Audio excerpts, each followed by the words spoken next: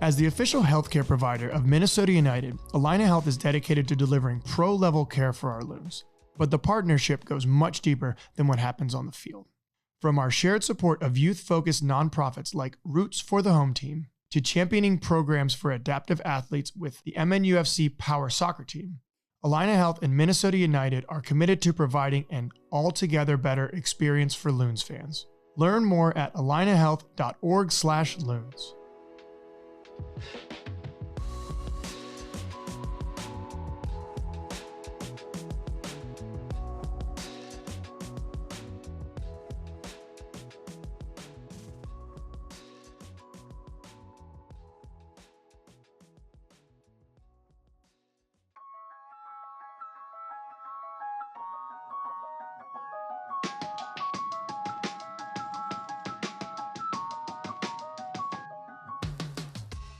Welcome back to another episode of Sound of the Loons podcast, brought to you by Allina Health. I am your host, Zarek Valentine, and I say I'm excited for every episode, but because I genuinely am. But today is a little bit different. We have the one and the only Jeremy Hall. Okay. Welcome to the podcast. First time we have two Puerto Rican national team members on the pod.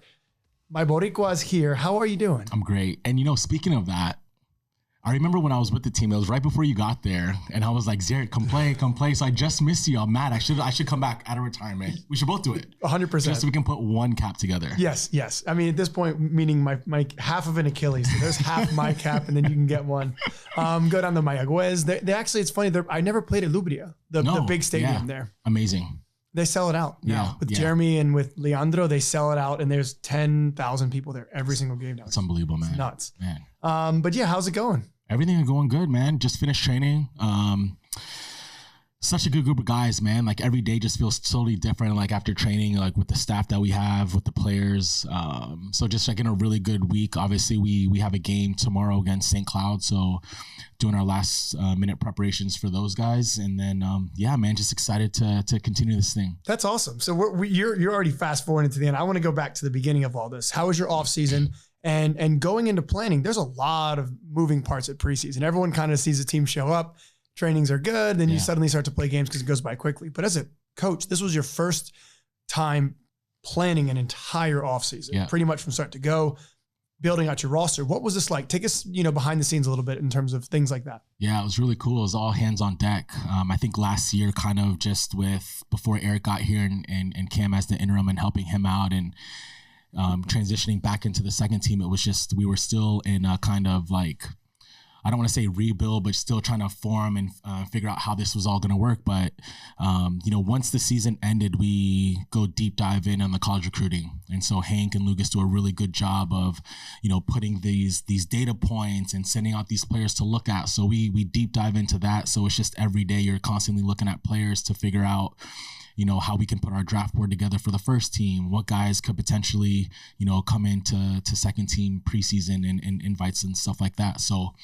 all hands on deck on that. And it was fun. Like you end up watching a lot of games, but by the time the draft comes, you've seen all the guys, you know what I mean? And so like that process is really cool. And then seeing how, all that goes, it's really cool to be a part of. And so by the time all that's done, by the time you're like thinking about the combine and all this stuff, I feel like the offseason goes by so quick. Very quickly. So I was here. Yeah. And I don't even remember what I did because it came and went by way too quick. So when you're building a roster, obviously the Twosies are a little bit different than the academy, some of the younger players. Are you bringing in players that potentially might be able to make the jump to the first team? Are you thinking about just best player available in the draft? There's a lot of different ways you can go about it. Obviously, I'm not going to ask too much, but what is sort of the mindset you guys take in terms of building out this roster, because it looks a lot different than last year? Yeah, totally different. That's a really good question. For us here, it's, do these guys have first team potential? And so really strategic with the guys that we want to bring into, well, one, that we wanted to draft, and then two, from there, what guys we wanted to bring into our Twosie preseason. And so, criteria number one, do we feel like this guy can contribute to the first team. And then from there, you know, obviously every team does it differently. You know, you might bring in guys that might benefit the group, you know, one of some of those leaders. But, you know, first and foremost, we feel like we wanted to bring in guys that could help the first team in any kind of way. Oh, yeah, definitely. And ultimately, that is the goal. You want to be able to shepherd as many players, right? When you see the guys from your squad dressing and then contributing. We look at Loic last year. We look at, you know, Darius and Cage and made appearances on the bench. I think Aiden maybe even made one, or Britt. I think the Dallas game, there was a few other young guys, but you know, ultimately that's your goal. That's your, you know, the feather in your cap when you can push that through. So there's also a balance though of trying to find external players, but also develop the academy kids that are currently in the system. But how do you guys go about that? Or it's very difficult. You guys do not have an easy job. Don't get me wrong, but you have to balance again, the players coming up in the academy, but also just this guy's in the draft and this guy became available from Dallas or Austin or Houston, whatever it might be. How do you guys, you know, try to find a level point between those two things? Yeah, that's a good question, man. Thanks, man. Yeah, that's a really good question. You know, I love that, man. The second team spaces every day is different. You know, some days you're just like, man, this is crazy. Other days it's a little bit easier. But for me, I feel like the chaos of it, as a young coach, it's fun. You know what I mean? Because it's always so different. You're scrambling. You're learning so much about being adaptive and trying to think on the fly really quickly. And so I've really enjoyed the space, you know, especially as an assistant with Cam, and then now being able to, you know, have some of the say in it, you know? But yeah, I think the players that we've brought in, especially this year, help the younger guys, right? And so obviously this space is to support the first team in whatever kind of way. So if guys are coming back from injury, if guys aren't playing and need minutes, like we're here to support that. Correct. Yeah. And you did an unbelievable job for us. And some of the other first team guys that come down, I think the standard that the first team come down and set is big for our second team guys, because they're really appreciative of it, because they feel like they can play at that level as well. The second team guys, it's the same for the academy kids that are coming in. Like they're the ones that are setting the standard. The academy kids are looking to them to be the ones that say, okay, we're going to follow these guys, you know? And so when it comes to the game, we don't know who's going to start. Depending on the week, we don't know up until maybe a day before, maybe the day of, just because first team might have played. Some of those guys might need minutes. And so the chaos, the beauty of it is fun, but it's just all hands on deck, man. I think the biggest thing is we have a really good group of guys.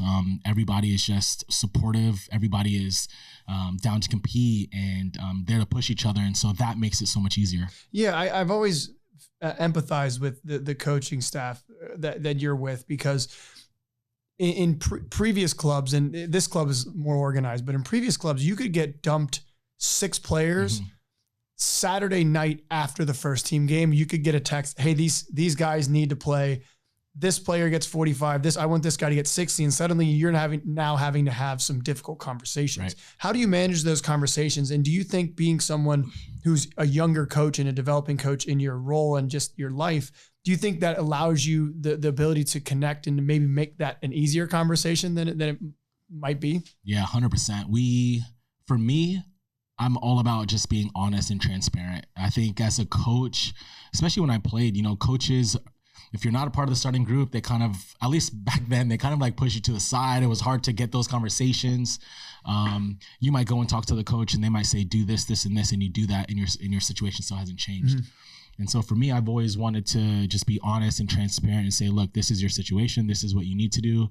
It might even be like, look, like you're doing everything right and it's still hard to get in the team, you know? And so just being honest, transparent, getting to know these guys off the field, you know, building that real relationship as a person, you know, like we're all people, we all have different headspaces.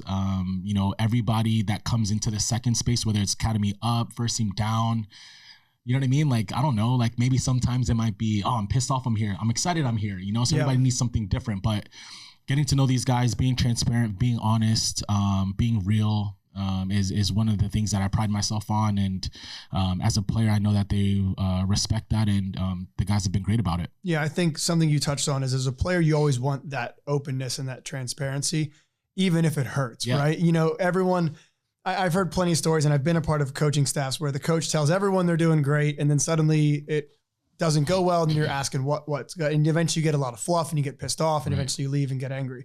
Whereas it's more difficult to have tough conversations, but at least you know where you stand, and at least that you don't have to have any questions within the back of your mind. So I think you have really found a good thing that you balance there. And also I love the fact that you talk about connecting with your players, because I talk a lot about with my teammates the same thing, to be able to connect with them on a personal level, because then you can relate, and then even it makes having difficult conversations easier in the sense, because now you're allowed to connect knowing that it's coming from a good place. Right. You're not an a-hole, right? Yeah, exactly. It's all love, man.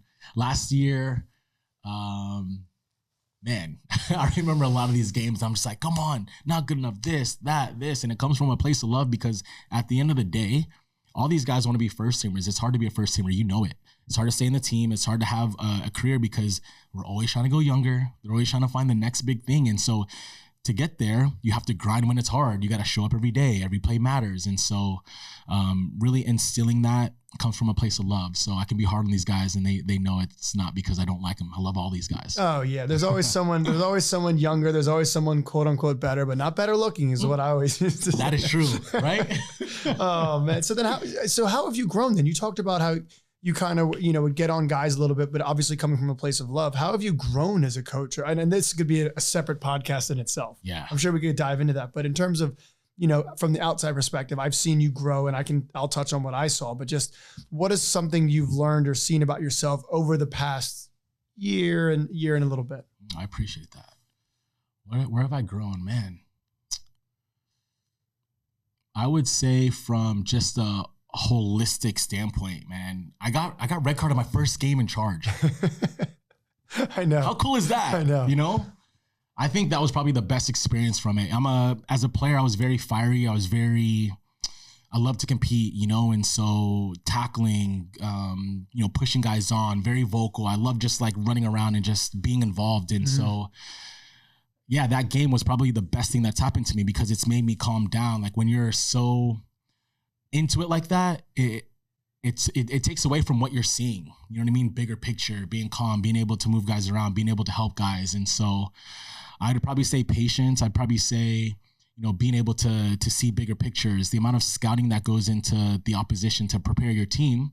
You kind of know what's happening before the game starts, and then as the game's going, you see some of these trends and some of these tendencies of what the team is trying to do. And so now you're trying to move your guys around. And I just felt like in the beginning, I was just so passionate. Maybe I shouldn't say passionate, maybe just way too emotional, I think when you first started, and you can correct me if I'm wrong, but some of the maturation I've seen is you coached like you played when you first started, right? Yeah. It was just hard on your sleeve. Yeah. You're out there.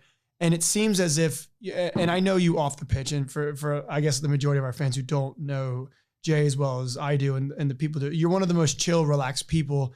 And then you flip a switch when the game comes on. But I think you've allowed your off the field personality to kind of seep into your coaching to pick and choose your moments. Exactly. And thus your words have more weight when you're not as passionate and fiery, because you don't constantly fill the space with words, and then you pick and choose, and now it has even more power in the punch. And especially when I would come down and play with you guys, you would allow the other coaches and the players to have their conversation, and you would digest it all, and then you would go and speak. And then I was a part of games at the beginning of the season and the end of the season, and to see your evolution was super cool to kind of, to see that transformation in what you're going through. So it's been a lot of fun to kind of just see that growth and it in real time.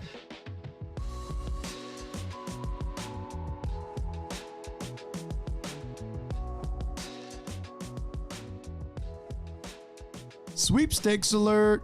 Do you want to see MNUFC go up against Inter Miami on May 10th? Enter through the MNUFC mobile app to win 2 free tickets to the high-stakes spring game. This exclusive giveaway runs March 18th to April 3rd. Download the MNUFC app or visit MNUFC.com to learn more.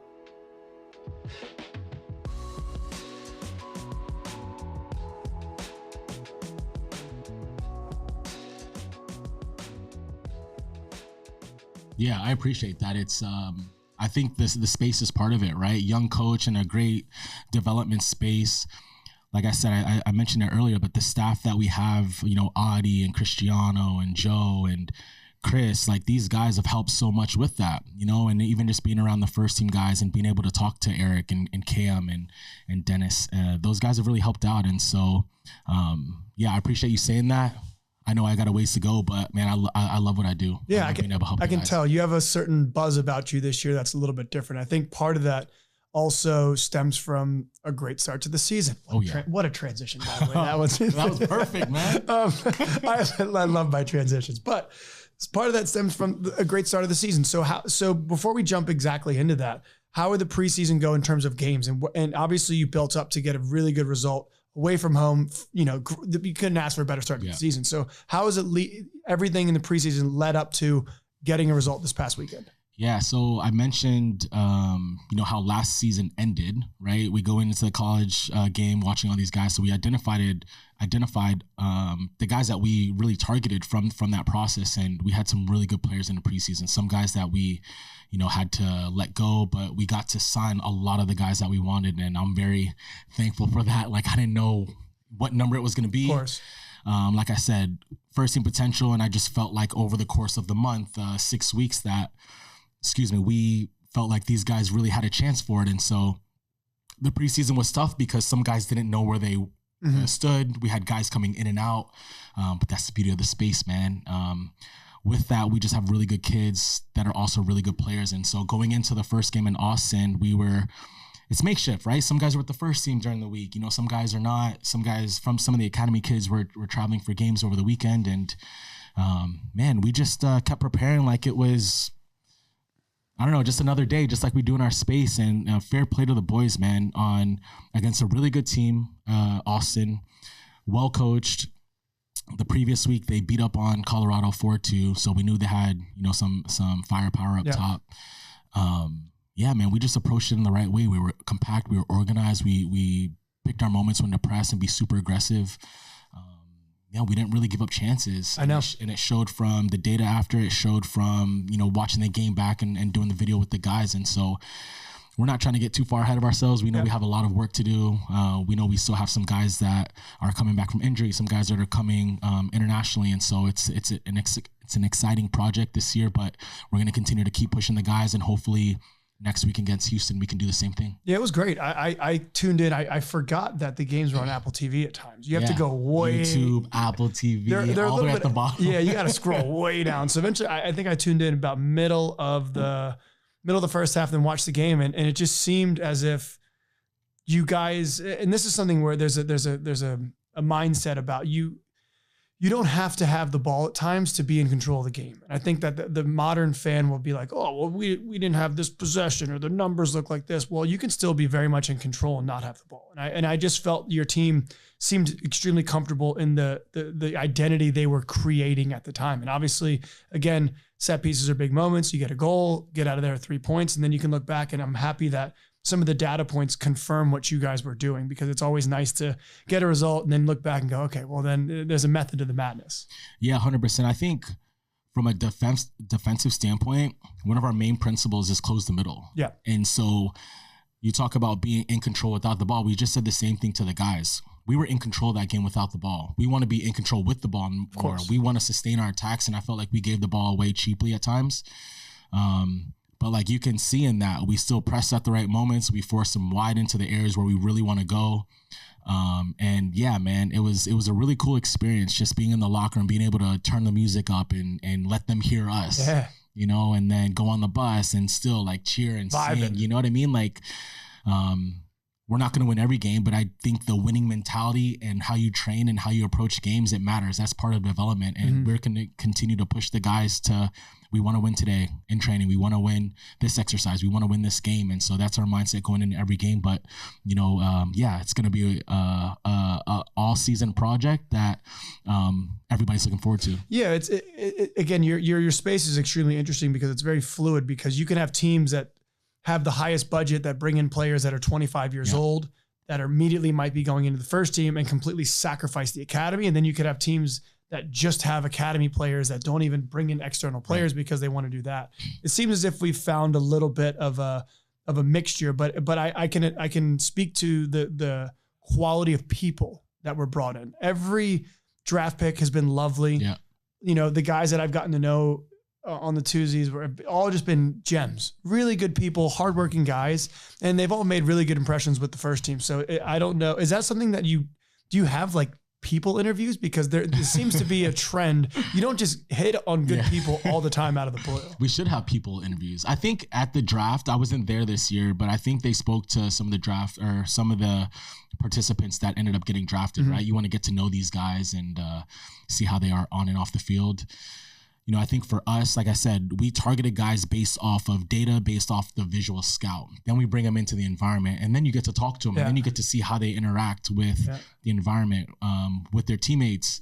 And it was cool, man. These guys, some of the guys during preseason were staying in the dorms.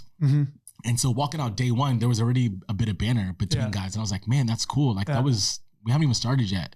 You know, just good people. Like I said, we had a leadership group meeting a couple of days ago, and it's just like these guys just want to lead. They want to help the academy kids out. Where in years past, it's more like, I want to, you know, be in the first team, or I don't, you know what I mean? And so we got guys that still want to be in the first team, obviously, first and foremost, but also want to help out the younger guys. And that's huge for our academy players to see that. Yeah, it's massive. It's one thing to be able to talk the talk, but then to walk the walk and show the progress and kind of show what needs to be done to get to a certain level. And I tried to take pride in that coming down and showing the younger players, even on the first team. And I know you did as well as a veteran guy in MLS for years. And I know it's only one result, but take us into a little bit of a forecast for the year. Do you guys look ahead at big picture? Do you have goals for the season? Do you just put it in 10-game increments? How do you look at the season as a whole going forward? Yeah, it's because our space is so fluid. It's hard to look at it like that. Our roster is going to change, right? So our older academy kids that are in the space now end up going to school in the summer. So then we get the 16s that are moving up. So it's exciting.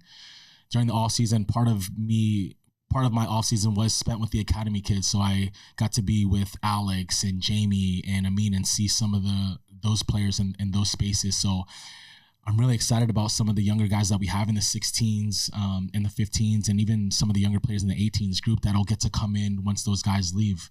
And so, yeah, man, I think overall, when you look at our academy, maybe you go to these events, but when you look at it individually, there's some really exciting players that hopefully in the next year, 2 years, they really come out and flourish. Do you want to touch on any of these exciting players? And I know it's always difficult because you don't, there's plenty, right? Yeah. But I'm just saying, you know, if there's any you want to touch on or any guys that you brought in that you're excited to see grow, some maybe unfamiliar faces to fans. Obviously there's younger academy kids that they've seen play, maybe even with the first team on the bench or something like that. Are there any new players that have come in that you're just excited to see kind of grow and yeah, I would say right now we have like Darius Randall's one who's, you know, he's young. He's just got a mindset that's just like, I'm going to win at everything, right? And he still has a lot of room to grow. But for me, like that mindset is just awesome to see.